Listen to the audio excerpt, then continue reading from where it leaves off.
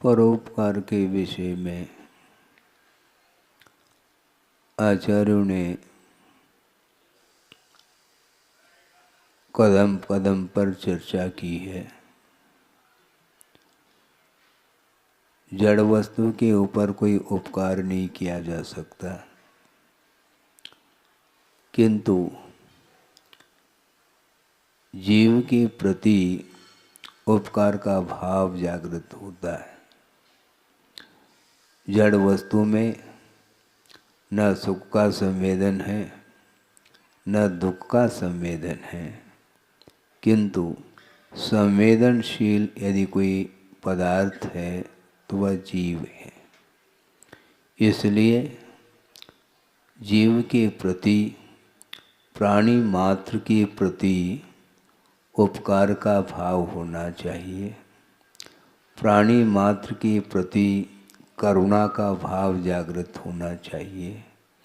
प्राणी मात्र के प्रति अनुकंपा का भाव जागृत होना चाहिए, क्योंकि पूज्यपाद स्वामी ने सर्वार सिद्धि में यह प्रसंग दिया है कि वह सम्यक दर्शन, जो कि मोक्ष मार्ग की प्रथम सीढ़ी कहा गया है, उस सम्यक दर्शन की चर्चा करते समय यह प्रसंग दिया है कि वह सम्यक दर्शन दो तरह का होता है, एक सराग सम्यक दर्शन और एक वीतराग सम्यक दर्शन।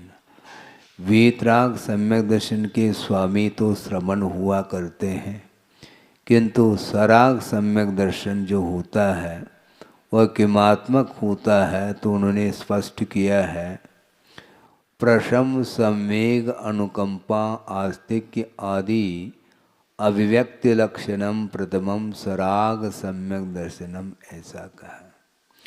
सम्यक दर्शन तो है, किंतु उसके साथ राग जुड़ा हुआ है।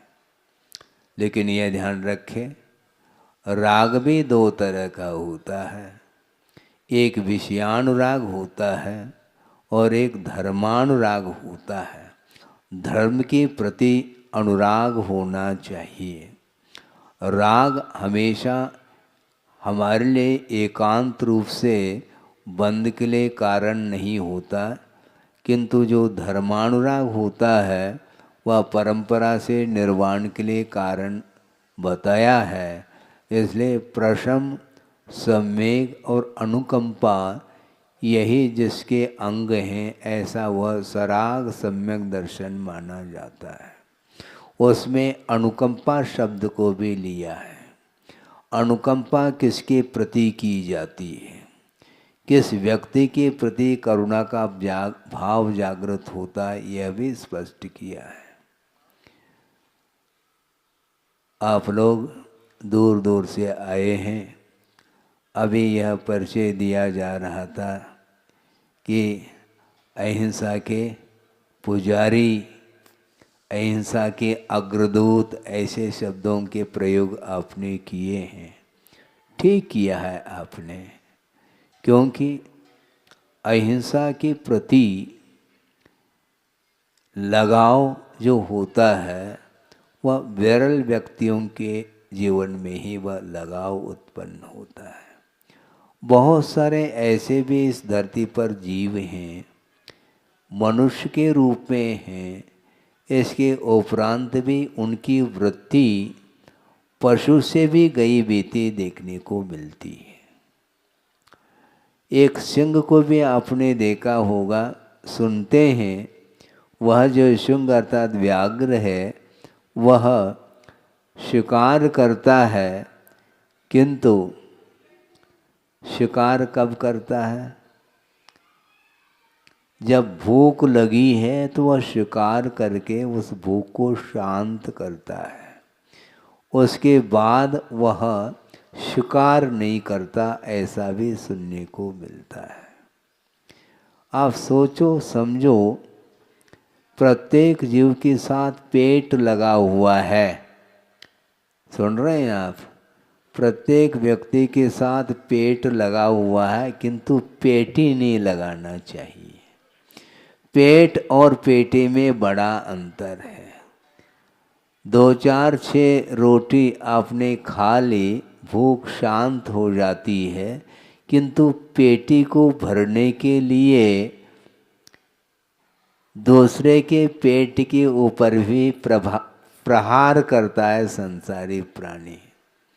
केवल पेट ही भरना चाहता है। जीवन जीने के लिए आपको ये चाहिए कि जिस प्रकार मैं अपने जीवन को सुख और शांति के साथ व्यतीत करना चाहता हूँ, उसी प्रकार प्रत्येक जीव की यह इच्छा होती है।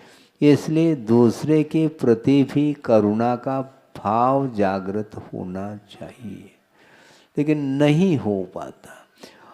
आचार्य महाराज ने एक बार ये कहा था कि अपने लिए रोना ये आर्त ध्यान है और दूसरे के लिए रोना धर्म ध्यान है।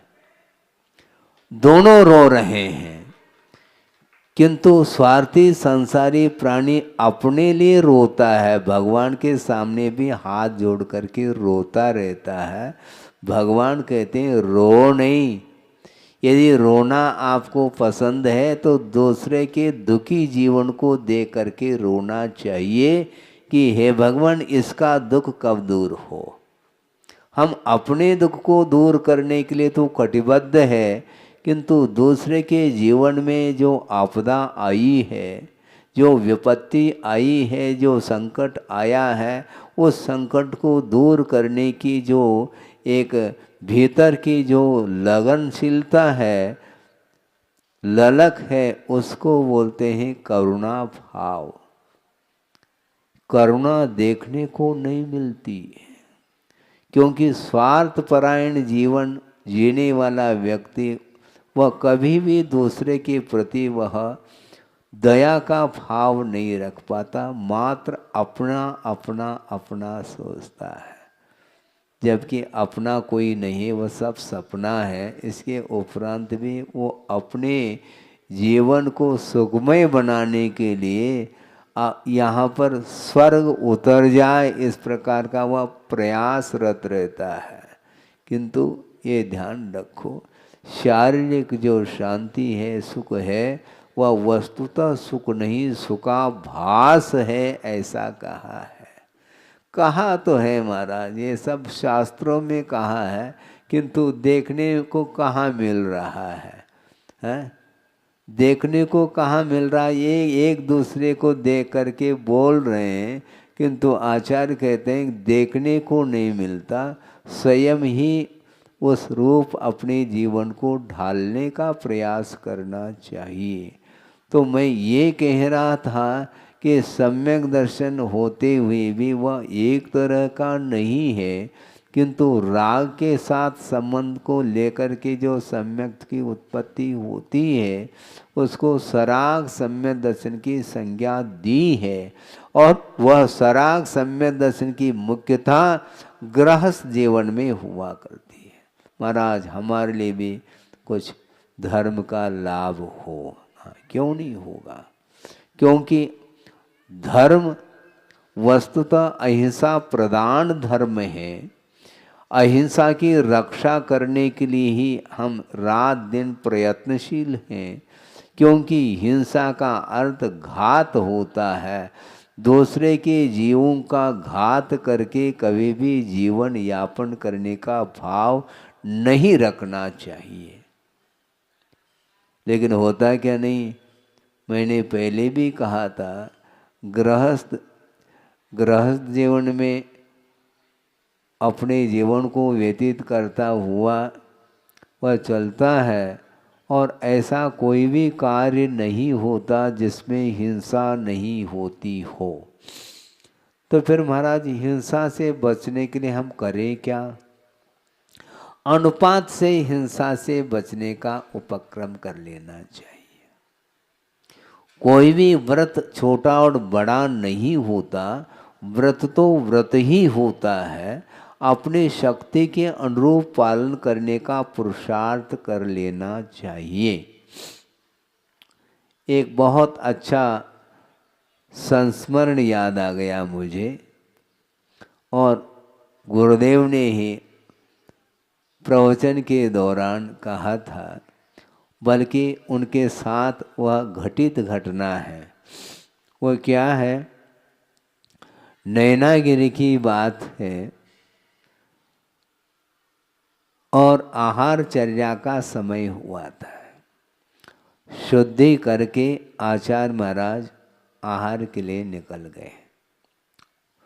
मंदिर में जाकर के वंदना की और निकल गए। और निकलने के उपरांत वहाँ पर जो श्रावकगण खड़े थे पड़गान के लिए, वहाँ पर किसी का पुण्य का उदय जागृत हुआ। सबका पुण्य का उदय नहीं है ऐसा नहीं कहना चाहता, सबका पुण्य का उदय होते हुए भी किसी एक के यहाँ ही तो एक साथ पड़गान हो सकता है। 150 भी मान लो श्रावक खड़े हैं पड़गान के लिए, इसके उपरांत भी एक के यहाँ ही आहार संपन्न होगा। तो एक श्रावक ने पड़गान करके भीतर ले गए और नवदा भक्ति करी।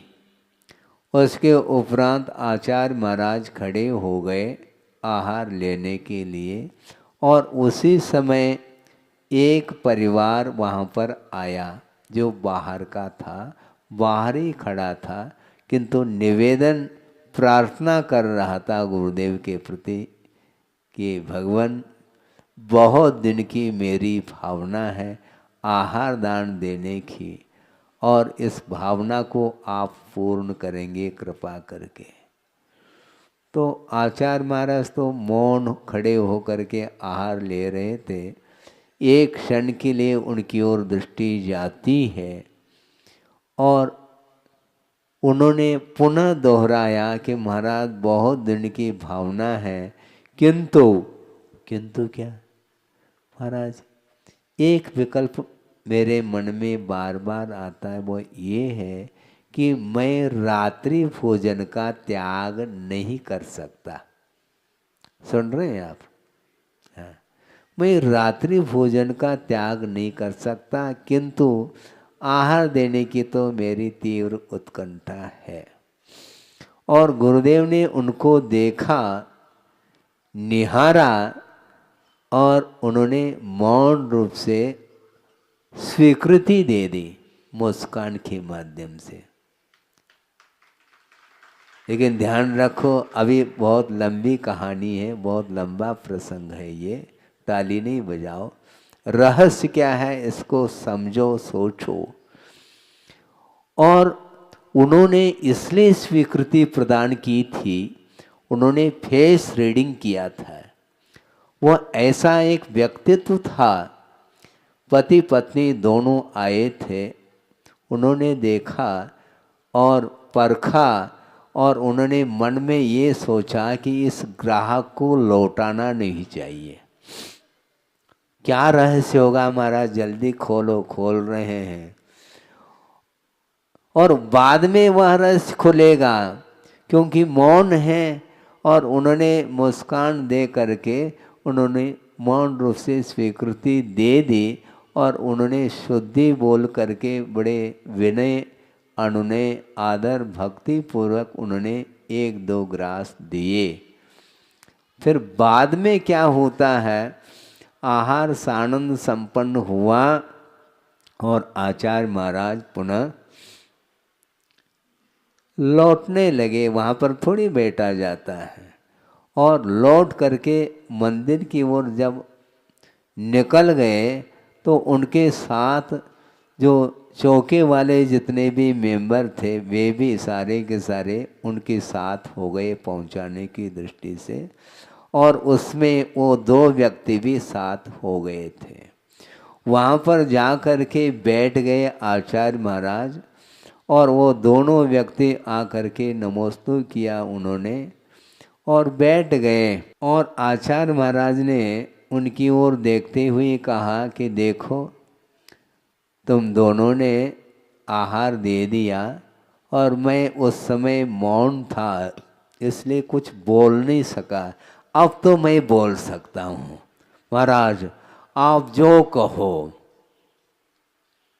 वो हम तैयार हैं, लेकिन रात्रि भोजन का हम त्याग नहीं कर पाएंगे।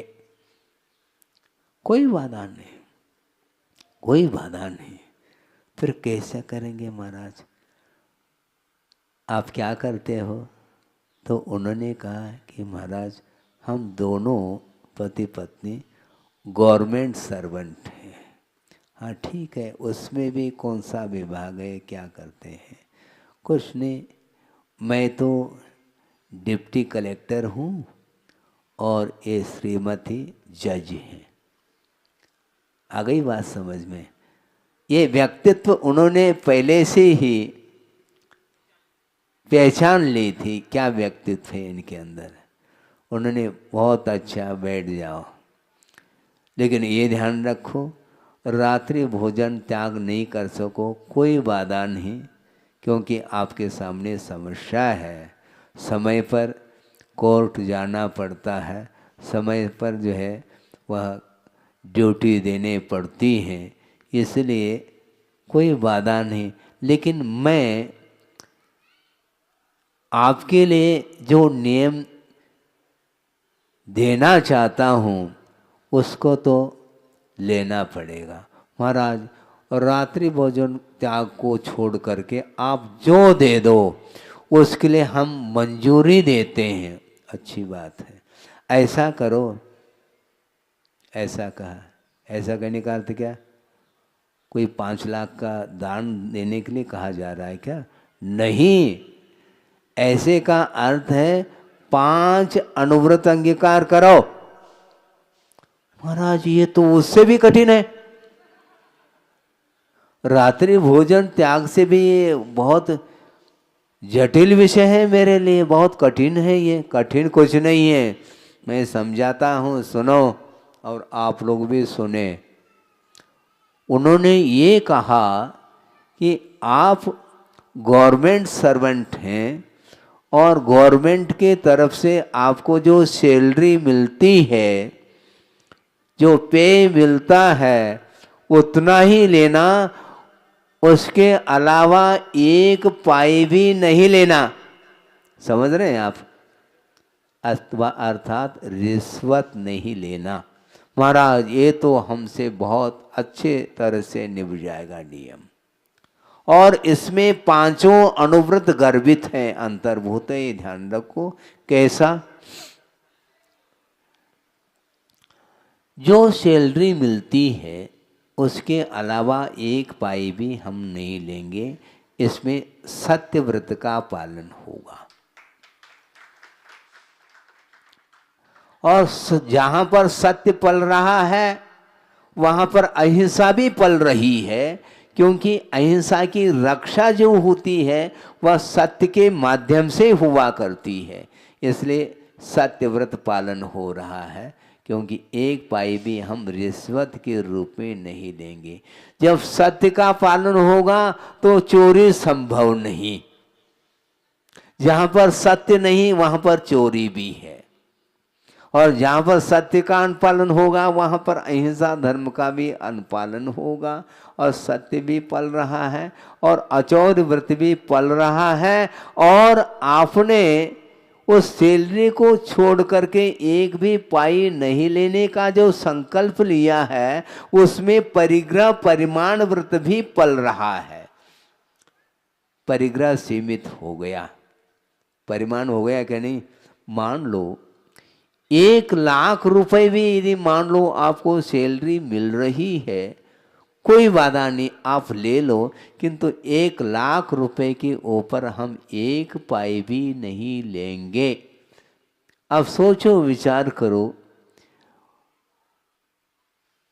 जो कलेक्टर होता है उसके लिए इतना पे मिल रहा है, इसके उपरांत भी रिश्वत के माध्यम से करोड़ों रुपयों का संचय किया जाता है, वह अनीति मानी जाती है। ध्यान रखो, वह न्याय नहीं माना जाता है, वह अन्याय माना जाता है।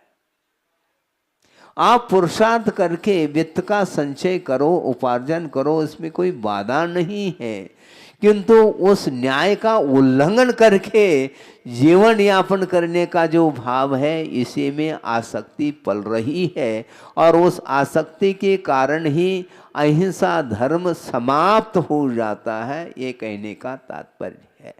उनको बात समझ में आ गई। और दूसरी बात यह है, स्वदार संतोष तो अपने आप ही पलता चला जाएगा तुम्हारा। इस प्रकार 5 अनुव्रत जो है ना, एक ही व्रत के माध्यम से आपके पल रहे हैं। उनको बहुत अच्छा लगा और उन्होंने कहा कि महाराज हमें कोई बाधा नहीं, ये आसानी के साथ मैं इसका पालन करूँगा, लेकिन मैं रात्रि भोजन का त्याग नहीं कर सकता। कोई बाधा नहीं, लेकिन आपके लिए नहीं, ये ध्यान रखो, नहीं तो बिना रात्रि भोजन त्याग किए आप देना प्रारंभ कर दो। ऐसा नहीं, उनके सामने जो समस्या थी वो समस्या का हल है, यह समाधान है, क्योंकि धर्म से किसी को वंचित नहीं किया जा सकता।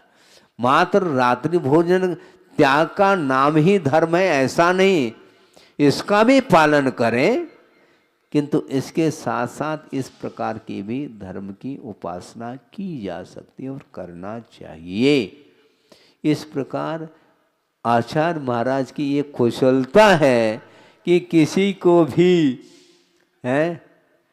वापस नहीं, किसी ग्राहक को वो वापस लौटाने नहीं देते, लौटने नहीं देते। वो अपने क्षमता के अनुरूप धर्म का पालन करो। अर्थ ये है कि अहिंसा की उपासना करने वाला व्यक्ति हमेशा परिग्रह से दूर रहता है और रहना चाहिए। यहाँ तक कि रत्नकंड श्रावकाचार्य में ये प्रसंग आता है, उस प्रसंग को आपके सामने रख रहा हूँ 5-10 मिनट में। उसको सुन करके पढ़ करके आपको आश्चर्य लगेगा। आप तो उच्च कुल में पैदा हुए हो और एक नीच कुल में पैदा हुआ है, कौन? चांडाल। और उसका नाम लिया है किसने?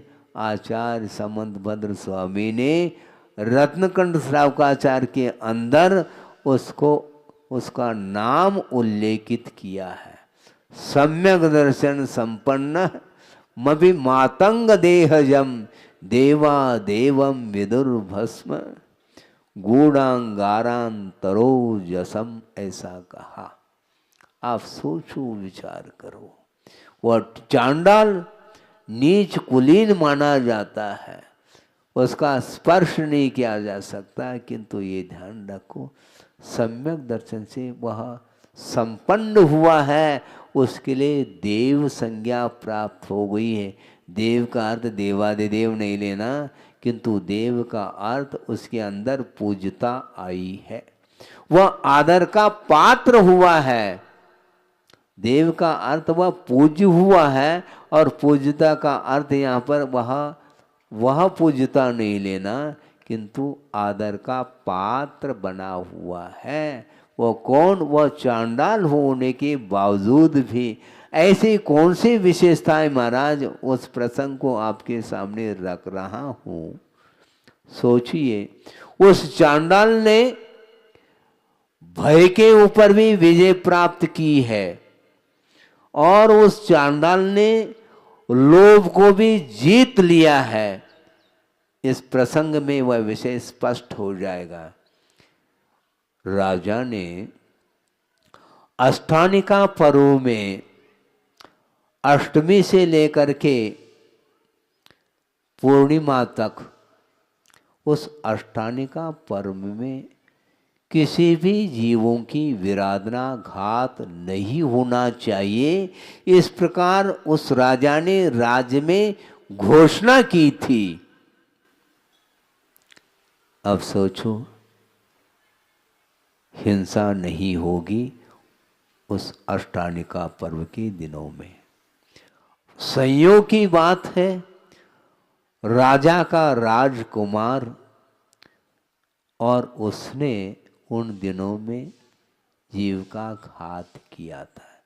क्योंकि वह मांस का लोलुपी था और उसने छुप करके बगीचे के अंदर एक मेंढे का घात किया। मेंढा जानते हैं आप? है? हाँ। उसका घात किया और उसको पका करके उसने भक्षण किया था। और यह बात राजा के कान तक पहुंच गई, खबर पहुंच गई। पहुंचते ही उसने राजा ने कहा, कौन है, उसको पकड़ करके ले आओ। तो वहाँ तक जो खबर पहुंची थी वह किसके द्वारा पहुंची थी?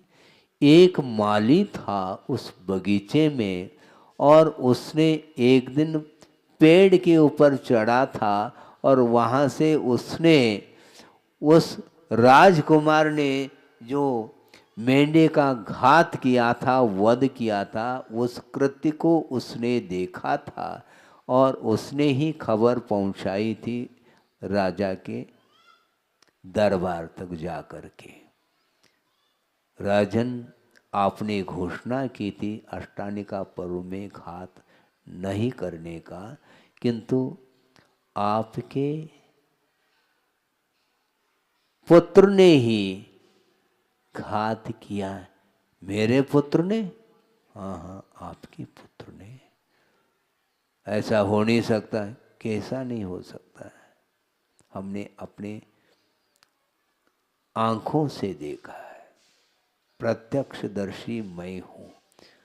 ऐसी बात है, उसको पकड़ करके ले आओ। और उसको ले गए। अब राजा ने कहा, क्या कहा? इसने राजा के आदेश का उल्लंघन किया है, यह एक अपराध किया और साथ साथ जीव की घात करने का अपराध किया। इसलिए इसको इस प्रकार छोड़ा नहीं जा सकता, ये महान अपराधी है, इसलिए इसको प्राण दंड दिया जाएगा। लेकिन देने वाला कौन है? कौन? हाँ, चांडाल, जल्लाद भी बोलते हैं उसको। और राजा ने कहा उस चांडाल को बुलाओ और अभी इसको प्राणदंड देना है। तो चांडाल को बुलाने के लिए राज्य की जो कर्मचारी थे, कोतवाल आदि, वहाँ पर पहुँच गए। कहाँ पर? जहाँ पर वह रहता था उसके घर पहुँच गए। और उन लोगों ने कहा, कहाँ है वो चांडाल, है क्या नहीं? तो उस चांडाल की पत्नी ने कहा, क्या कहा ये बाद में बताऊंगा, किंतु चांडाल ने अपनी पत्नी को सूचना दी थी कि कोई भी बुलाने के लिए आ जाए तो तुम ये कह देना कि वो बाहर गए हैं, अभी नहीं हैं। और वह छुप करके घर के भीतर ही बैठा था। और उस कोतवाल आदि आ गए बुलाने के लिए। उन्होंने कहा कि कहाँ है वो चांडाल? नहीं, वो बाहर गए हैं। अरे, वो अभागा है। आज यदि वह उपस्थित होता तो उसके वध के द्वारा राजा के माध्यम से उसको पुरस्कार मिल जाता है, क्योंकि वह चांडाल है। वध करता तो उसके लिए इनाम मिल जाता राजा के माध्यम से। वह अभागा कहाँ चला गया? तो पत्नी के मन में लोभ जागृत हुआ। अच्छा, ऐसी बात है, वो बाहर गए हैं, बाहर गए हैं, ऐसा दो चार बार बोल तो दिया, किंतु हाथ से संकेत कर दिया कि अंदर है। ये लोभ आ गया मन में।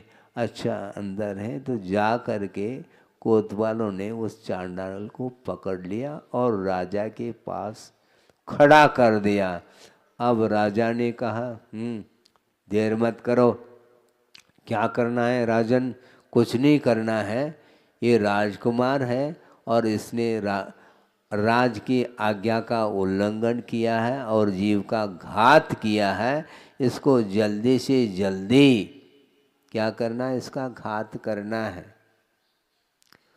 तो राजन, मैं घात तो नहीं कर सकता। क्यों, क्या बात है? मैंने चतुर्दशी के दिन वध के त्याग का संकल्प लिया है। सोचो, विचार करो। इसके पीछे भी थोड़ा सा विषय और है, उसको भी आपके सामने रखूं। वह ये है, मैंने चतुर्दशी के दिन इसलिए वध का त्याग किया है क्योंकि एक दिन मुझे सर्प ने काट लिया था और उसके फलस्वरूप मेरा अवसान हुआ है, ऐसा समझ करके परिवार लोगों ने मुझे स्मशान में ले जा करके वहाँ पर रखा था। किंतु ऐसा पुण्य का उदय था कि मेरा अवसान नहीं हुआ था। फिर हुआ कैसा? वहाँ पर एक रिद्धिधारी मुनि महाराज थे जो कि ध्यान में लीन थे, और उनके पास कौन सी रिद्धि थी? औषध रिद्धि। जिनके शरीर के स्पर्श से वह वायु जिसको स्पर्शित हो जाए वह जीवित हो जाता है। सोचो, विचार करो। ऐसे औषध रिद्धि के धारक मुनि महाराज के शरीर के स्पर्श से वह हवा बह रही थी और वह हवा का स्पर्श उस चांडाल से हुआ और वह चांडाल जो मृत जैसा प्रतीति में आ रहा था वह जीवित हो गया। और जीवित होने के उपरांत उसने सोचा, बहुत अच्छा अवसर है, रिद्धिधारी मुनि महाराज के प्रताप से पुनः प्राण आ गए हैं। अब मैं संकल्प लेता हूँ, 14 के दिन मैं वध नहीं करूँगा। अन्य दिनों में तो वो वध करेगा, किंतु ये ध्यान रखो, अहिंसा धर्म का पालन उसने 14 के दिन उसने वध का त्याग किया था।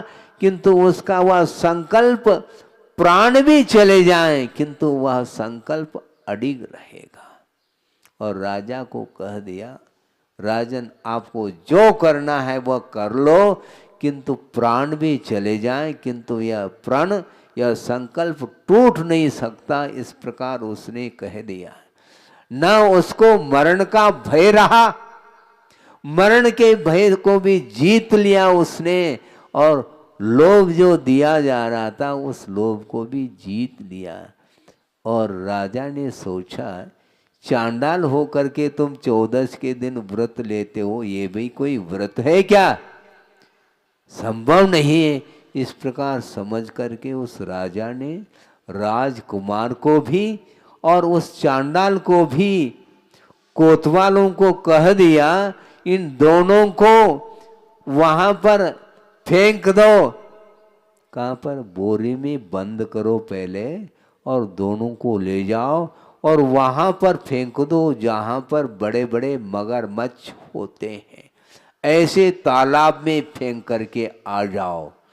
तो उन दोनों को बांध करके ले गए और वहां पर जो ही फेंक दिया तो वहां पर बड़े बड़े जो मगरमच्छ थे वो सारे के सारे राजकुमार को तो नोच नोच करके खा लिया, किंतु वह जो चांडाल था उसकी रक्षा जल देवताओं ने कर ली।